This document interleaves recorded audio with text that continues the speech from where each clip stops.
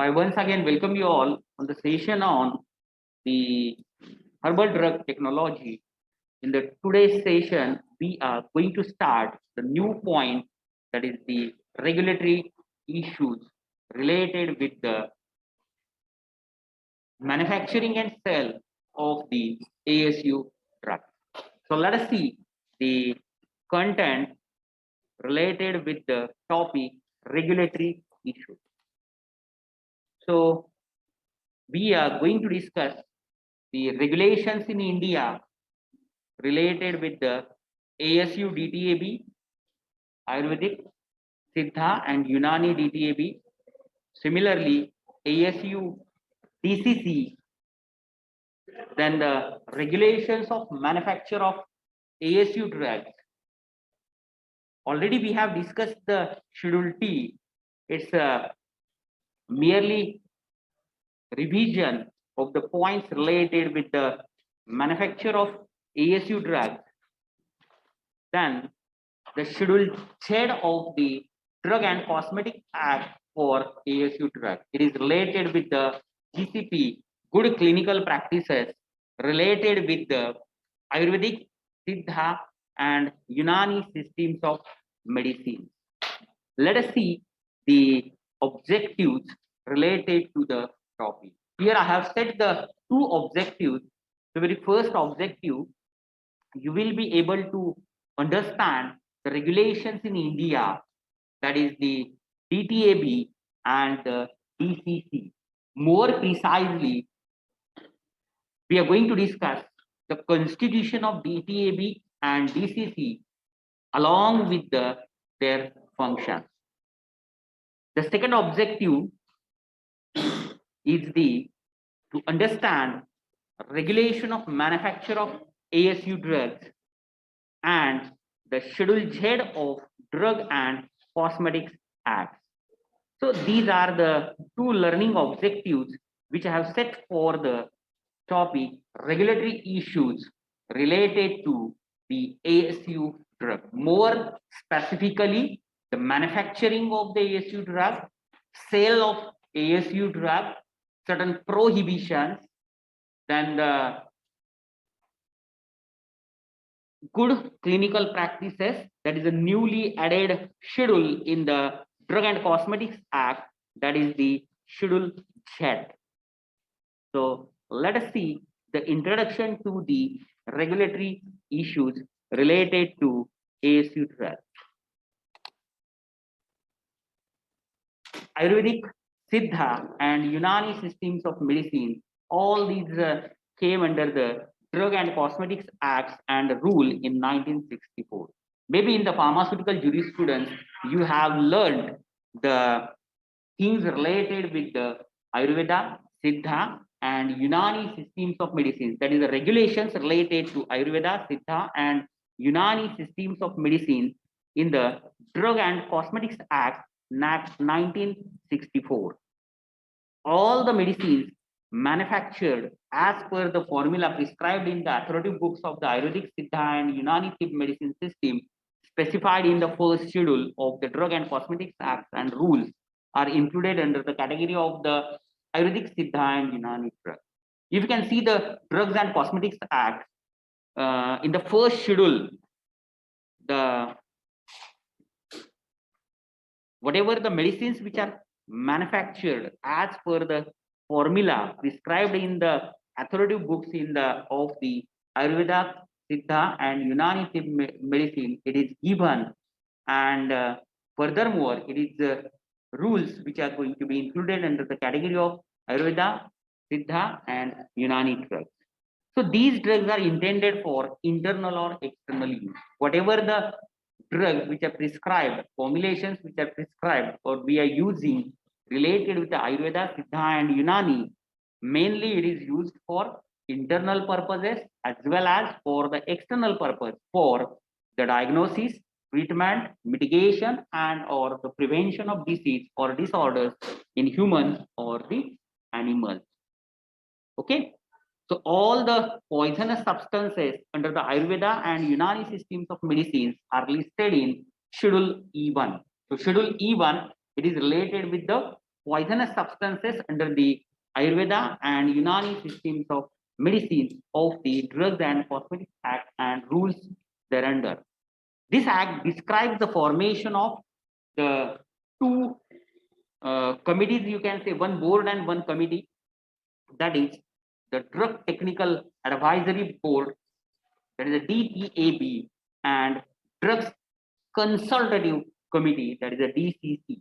So this act describes the formation of DTAB, which consists of various nominated members, and Drug Consultative Committee, that is the DCC. Let us see the need of drug regulation. Need of drug regulations for the Ayurveda, Siddha, and Unani systems of medicine. So, to prescribe and enforce standards for manufacturing, distribution, sale, marketing, and information of drugs. So, for this purpose, the regulations are required. Regulations are required for the manufacturing of the drugs, for the distribution of drugs, for sale of the drugs, for marketing of the drugs, and for the information of Ayurvedic, Siddha, and Unani systems of drugs. Furthermore, to ensure availability of quality drugs to the people, whatever the products we are getting in the market related with the ASU formulations, all these formulations should have certain standards, and that's why the regulations are required to manufacture and sell the ASU drugs. Furthermore, to promote public protection from hazardous and harmful effects of drugs. There are so many formulations are there. They are associated with certain poisonous substances. So one should protect the public from these harmful effects, and that's why the regulations are necessary. So this is the need of drug regulation related with the manufacturing and sale of the ASU drugs. Let us see the drug regulatory system in India. So drugs and health is a concurrent list of the Indian Constitution, and it is governed by both central government as well as the state government under the Drug and Cosmetics Act 1940. So whatever the drug regulatory system is there in India, all the details are prescribed under the Drugs and Cosmetics Act 1940 and rules thereunder, and it is governed by both the central government and the state government. Let us see the main bodies which are associated with it.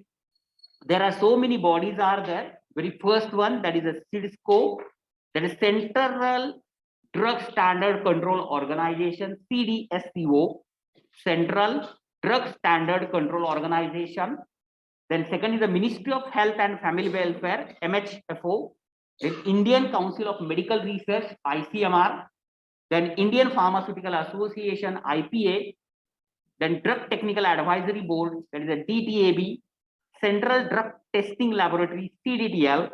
Indian Pharmacopoeial Commission, IPC. And National Pharmaceutical Pricing Authority, NPPA. So these are the main bodies associated with the regulations of the manufacturing of drugs and their sales. Let us see the various sections which are given in the Drugs and Cosmetics Act for the ASU Drug Regulation. There are so many sections are there. We'll start with the very first section, which is there for the ASU drugs, that is the section number 33C. So section number 33C, it is for the Ayurvedic, Siddha, and Unani Drug Technical Advisory Board, that is the ASU DTAB. Then section number 33D, that is the Ayurvedic, Siddha, and Unani Drug Consultative Committee, that is the ASU DCC. So 33C, it is the ASU DTAB, and 33C, it is the ASU DCC. Then 33E, it is for the misbranded drug. Then 33EE, it is for the adulterated drug. 33EEA for the spurious drugs. 33EEB, regulations of manufacture for sale of ASU drug. Then 33EEC, it is for the prohibition of manufacture and sale of certain ASU drug. Then 33EED, it is for the power of central government to prohibit the manufacturing of ASU drugs in the public interest. Then 33F, it is related to the government analyst. 33G for the inspectors. 33H, application of provision of the section 22, 23, 24 and 25. Then 33I, penalty for manufacture, sale of Ayurvedic, Siddha and Unani drug in a contravention of this chapter. And 33J, it is for the penalty for subsequent offenses. So all these sections are categorized under the section number 33, from 33C to the 33J. Furthermore, there are subsections are also there, isn't it? So these are the certain sections for the ASU drug regulations which are given in the Drugs and Cosmetics Act 1940 and rule thereunder. Let us see the details of the Drug Technical Advisory Board, that is the DTAB. So the central government shall constitute a board by notifying in the official gazette. So whatever the constitution is there, it is being done by the central government for the DTAB, that is ASU DTAB. The board shall advise the central as well as state government on the technical matters arising out of the section 33C of the Drugs and Cosmetics Act and carry out functions assigned. Let us see the constitution of the DTAB, Drug Technical Advisory Board. So very first, that is a ex officio members. So it comprises the Director General of Health Services, then the Drug Controller of India, then Principal Officer dealing with the Indian systems of medicine in the Ministry of Health, then Director of the Central Drugs Laboratory, Kolkata. So these are the 4 ex officio members in the DTAB. Then second, that is the members nominated by the central government. Very first one, that is government analyst, then the pharmacologist, phytochemist, then the 2 persons from the member of the Ayurvedic Pharmacopoeia Committee, 1 from the member of Unani Pharmacopoeia Committee, and 1 from member of the Siddha Pharmacopoeia Committee. So there are 2 persons from the Ayurvedic Pharmacopoeia, then 1 person from Unani Pharmacopoeia Committee, and the 1 person from the Siddha Pharmacopoeia Committee. A teacher in the Dravya Guna and the Bheshja Kalpana. A teacher in a Imul Adiva and the Taklisva Davasaji. A teacher in a Gunapadam.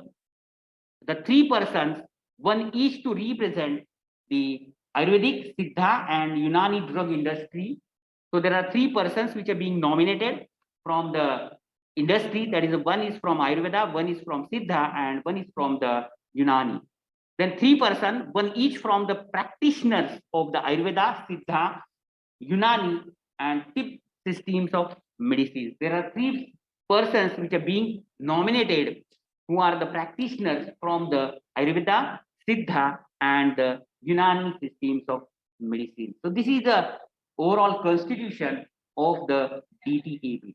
A chairman, a secretary, and other clerical staffs are appointed by the central government, and nominated members hold office for 3 years and can be re-nominated. So this is the constitution of the Drug Technical Advisory Board. Let us see the functions of the Drug Technical Advisory Board. So very first one, to coordinate the DTAB meeting, whatever the DTAB meetings are there, which is being coordinated by the DTAB Advisory Board, that is the Drug Technical Advisory Board, under the chairmanship of Director General of Health Services, that is the DGHS, to advise the central government and the state government on the technical matters arising out of the administration of Drug and Cosmetics Act 1940 and to carry out the other functions assigned to it by this act. So this is the first function of the DTAB, to coordinate the meeting under the chairmanship of the Director General of Health Services and to advise the central government and the state government related with the technical matters. Then to coordinate the DCC meetings under the chairmanship of Drug Controller General India to advise the central government and state government and DTAB on any other matter tending to secure uniformity throughout in India in the administration of Drug and Cosmetics Act 1940. To initiate the amendments in the Drugs and Cosmetics Rules 1945 as per the recommendations of the Drug Technical Advisory Board, and to coordinate with the Ministry of Health and Family Welfare, that is MOHFW, for draft and final gazette notification. So this is the third function of the DDAB. Then furthermore, examination, then the compilation and considerations of the comments, suggestions, objections received with respect to draft gazette notification, public notices and the circular. There are certain suggestions, comments which are given by the public, certain objections which are received. So the DTAB examine, compile and consider the comments, right, related with the gazette notification, public notices or the circulars and so on. To coordinate the constitution of subcommittees recommended in DTAB and DCC meeting and further follow for their report. Furthermore, to coordinate the stakeholders meeting with respect to amendments of drugs and cosmetics rules as per the recommendations from the MOHFW whenever required. To prepare minutes of DTAB and DCC meeting and upload on the CIDSCO website for stakeholders and public reference. And last one, processing of the representations, RTI, public grievances with respect to Drugs and Cosmetics Act and rules thereunder. So these are the certain functionalities of the DTAB board. Let us see the Drug Consultative Committee, that is the DCC. So here again, the central government, like a DTAB, here also in the DCC, the central government may constitute an advisory committee as mentioned in section 33D of the Drugs and Cosmetics Act. This committee may advise the central government and the state government and the Ayurvedic, Siddha and Unani Drugs Technical Advisory Board, that is ASU DTAB, on any matter for purpose of securing uniformity in the administration of this act, that is section 33D throughout the India. Let us see the constitution of and the functionalities of the ASU DCC. So the ASU DCC shall consist of the 2 persons nominated by the central government and 1 person from the state government who act as a representative of the respective government.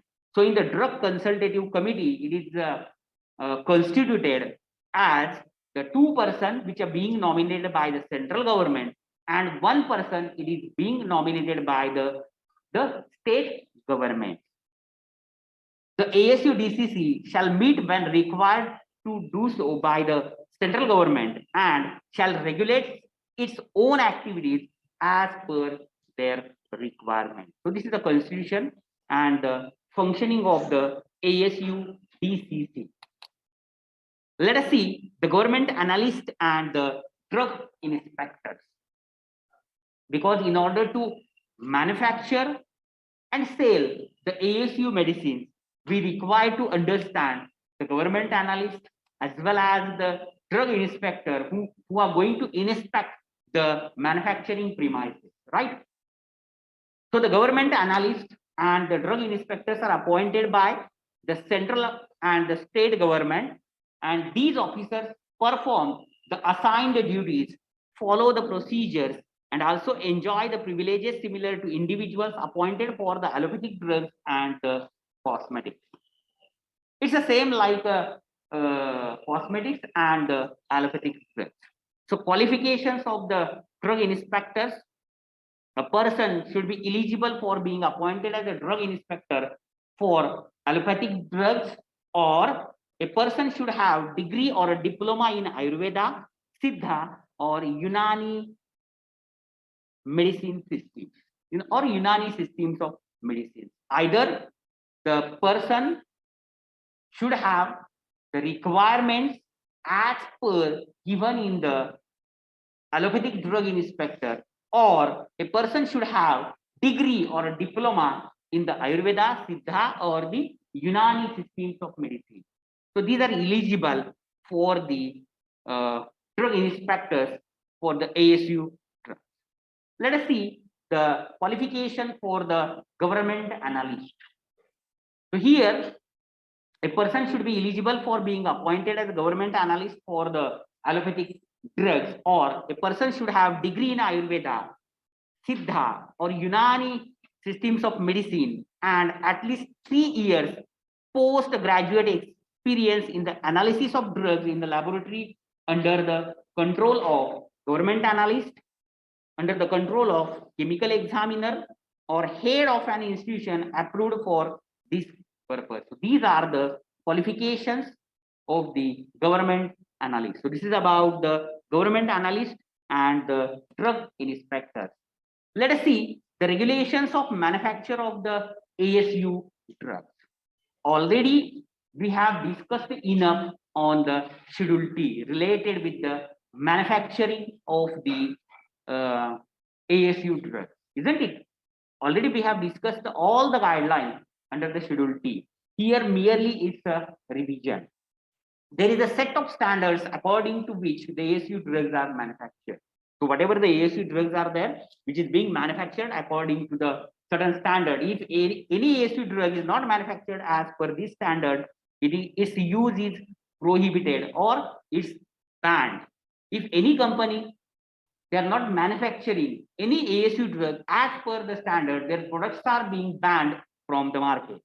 The license for manufacturing these drugs is granted by the licensing authority appointed by the state government. Furthermore, a separate license is granted for each manufacturing unit. A loan license can also be issued for manufacturing such drugs. The license is issued by licensing authority after consultation with the experts appointed by the state government for this purpose, and license are valid up to 31st December of the year next to the year of issue. Means there is a 1 year approval. It is given for the manufacturing of the ASU drugs. Manufacturing should be carried out in the premises under the hygienic conditions as mentioned in the Schedule T. So more precisely, Schedule T gives the certain guidelines related with the manufacturing of the ASU drugs, and under the direction and supervision of a competent technical staff, including at least one whole-time employee with the following qualifications. So let us see the detailed qualification of the technical staff which is required to manufacture the ASU drugs. So having a degree in Ayurveda or Ayurveda pharmacy, Siddha, or Unani medicine system from a recognized institution. So the person should have the degree in Ayurveda, Ayurveda pharmacy, Siddha, or Unani systems of medicine from the recognized institution. Having a diploma in Ayurveda, Siddha, Unani systems of medicine from a recognized institution, or graduation in pharmacy, pharmaceutical chemistry, botany from the recognized university, along with the 2 years of experience in the manufacturing of ASU drugs. So person should have the diploma in the ASU, and which is to be done from the recognized university, or graduation in pharmacy, pharmaceutical chemistry, or the botany from the recognized university, along with the 2 years of the experience in the manufacturing of the ASU drugs, or a Vaidya or Hakim registered in the state register of the practitioner, that is a registered Vaidya or Hakim of indigenous systems of medicine and having at least 4 years of experience in the manufacturing of Siddha and Unani drugs. Then the pharmacist in Ayurvedic, Siddha or Unani systems of medicine having at least 8 years of experience in the manufacturing of Ayurveda, Siddha or the Unani drug. Furthermore, technical and the competent staff should be appointed. So technical staff appointed for direction and supervision of manufacturing of the Ayurvedic drug should have the qualification in Ayurvedic systems of medicine, and the competent staff appointed for the manufacturing of Unani drugs should have qualification in Unani medicine. Then proper record of the manufacturing and testing raw materials and finished products should be maintained by the licensee. So these are the certain qualifications. Apart from these, whatever the records are there which are related with the raw material, related with the manufacturing of ASU drug, related with the quality control of ASU drug, related with the sale of or distribution of the ASU drug, it should be maintained properly by the licensee. It is a duty of licensee, that the manufacturer, to allow an inspector to enter the manufacturing premises for the inspection. Furthermore, if the inspector want to visit the particular manufacturing unit, the licensee or manufacturer should allow the drug inspector in the premises. The inspector can take the samples of raw material. It is having the capacity to sample out the raw material and the finished product, and can also inspect the records maintained by the licensee. So he is having a capacity to check all the records, starting from the purchasing of raw material to the sale of the or distribution of the product, right? Raw materials used in the formulation of Ayurvedic, Siddha and Unani systems of medicine should be identified and tested for their authenticity as per the prescribed standards which are given in the authoritative books. And their records should be maintained, isn't it? So whatever raw material we are receiving, which is being purchased, it should be tested. It should be identified for their authenticity. However, the Ayurvedic, Siddha and Unani drugs manufactured by the Vaidyas and Hakims, they are exempted from all the rules.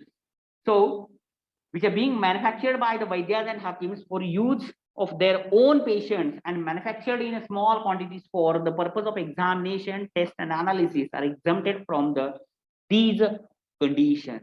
There are some Vaidyas or Hakims are there.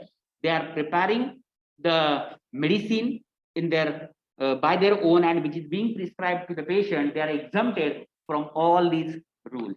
Furthermore, the central government may prohibit the manufacturing of the Ayurvedic, Siddha and Unani preparations having the hazardous substances.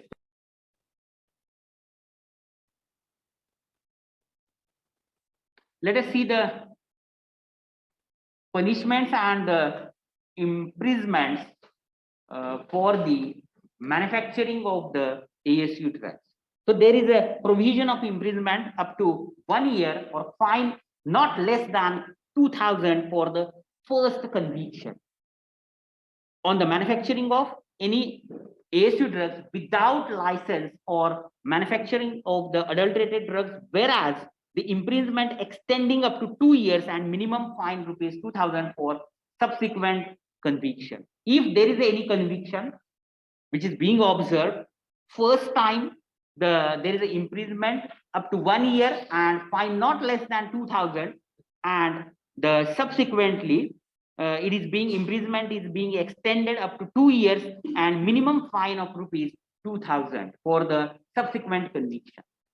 The manufacturing of ASU drugs without license or manufacturing adulterated drugs is punishable with the imprisonment up to 1 year and fine not less than 2,000 for first conviction, and imprisonment for up to 2 years and fine of rupees 2,000 for the next conviction. Means if there is a first mistake, there is a 1 year of punishment, imprisonment of 1 year and fine not less than 2,000 for first conviction, and subsequently the imprisonment up to 2 years with a fine not less than 2,000. Then manufacturing of the spurious Ayurvedic, Siddha or Unani drugs is also punishable with the imprisonment for 1 to 3 years and fine at least 5,000 for first conviction, and imprisonment for 3 to 6 years and fine at least 5,000 for next conviction. However, the court may change the lesser penalty for adequate and special reasons. The drugs on which an offences has been committed are liable to confiscation. If valid reasons are found, the licensing authority may cancel or suspend the license. A licensee upset by the decision of the licensing authority can appeal again to state government within 3 months. If due to any reason, if the license is being cancelled for certain reasons, furthermore, the manufacturer can appeal, right, to the state government within 3 months of date of suspension or cancellation of its license. So these are the punishments and the imprisonments which are given in the which is for the regulations of manufacturing of the ASU drugs. Let us see again the few details related with the regulations of the manufacture of the ASU drugs. So very first requirement, it is related with the requirement of factory premises and hygiene conditions. So as per the act, it is a mandatory to maintain the proper hygienic conditions in the factory premises along with the following requirements.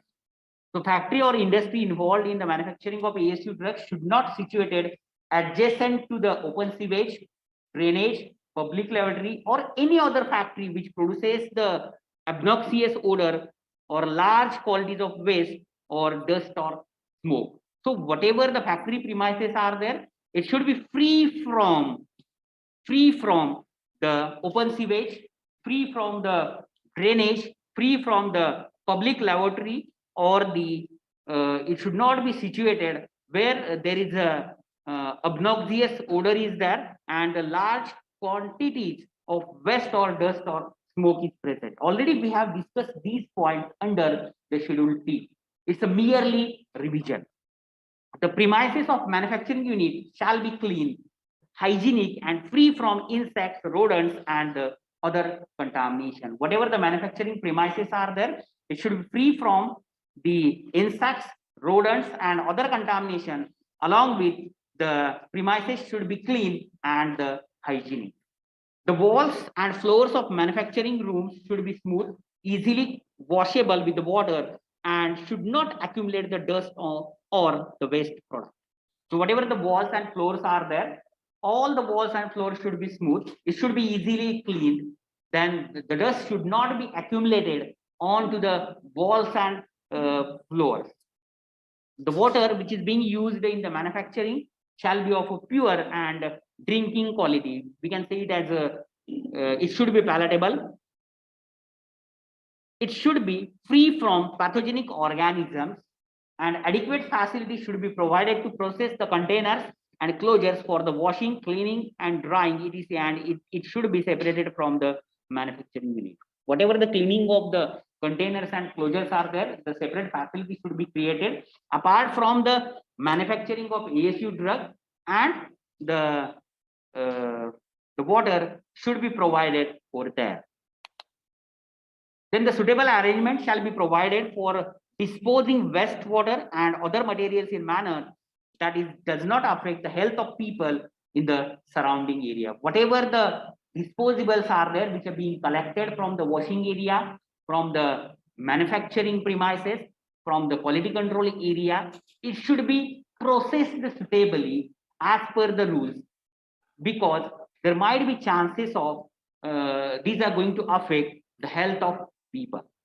The person working in the factory should be free from the contagious diseases, infectious diseases. Whatever the person who are appointed in the factory premises should be free from the infectious diseases.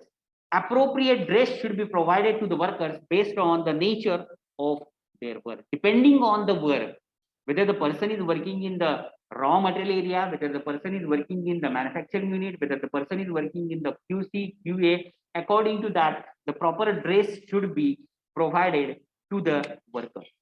Adequate facility for the personal cleanliness, such as soap, towel, antiseptic should be provided. Adequate facility for the personal care and cleanliness should be provided to the workers.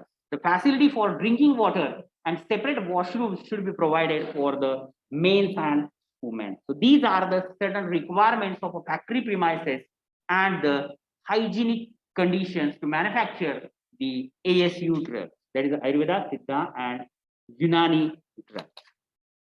Let us see the prohibitions of the manufacture and sale of the certain ASU drugs. Again, it's a merely repetition of some previous slides. We have already seen the prohibitions, isn't it?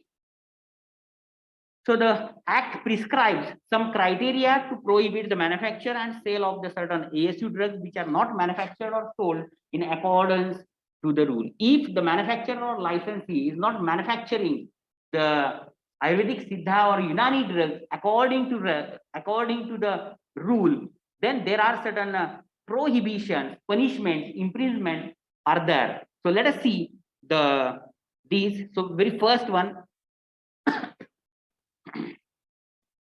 The following categories of ASU drugs can be prohibited from the manufacturing and sale.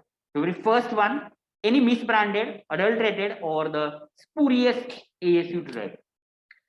The manufacturing of these drugs and sale, it is being prohibited under the rule. Any proprietary or the patented medicine which does not display the list of all ingredients on the label of the container. So any proprietary medicine or the patented medicine which does not display the list of all ingredients on the label of the container. Then the selling, stocking, and distribution of ASU drugs which has been manufactured in a contravention of the provision of this Act. The manufacture, sale, and distribution of any ASU drug for which license has not been issued by the prescribed authority. If the license is not being issued to sell and distribution of the ASU drug. So all these above rules do not apply to Vaidyas and Hakims who prepared ASU drug for their use of their own patients, and above rules do not apply to ASU drugs which are manufactured in small quantities for the purpose of examination, test, or analysis, like certain institutions. Let us see the power of central government to prohibit the manufacture, sale, and distribution of ASU drugs in a public interest. So the section 33 EED of the Drugs and Cosmetics Act prescribes certain powers of central government based on which the government can prohibit the manufacture, sale, and distribution of ASU drug which involves any risk to human beings or animals, or such drugs do not have therapeutic value as claimed by the manufacturer, or any misbranded or the spurious drug. Hence, in such circumstances, the government may prohibit the manufacture, sale, and distribution of the drugs in a public interest. Then, the manufacture on more than one set of premises. If ASU drugs are manufactured on more than one set of premises, a separate application shall be made and a separate license shall be obtained for each premises. Suppose that there is only one product is there and which is being manufactured at different locations, isn't it? For different locations, again the license should be obtained from the licensing authority.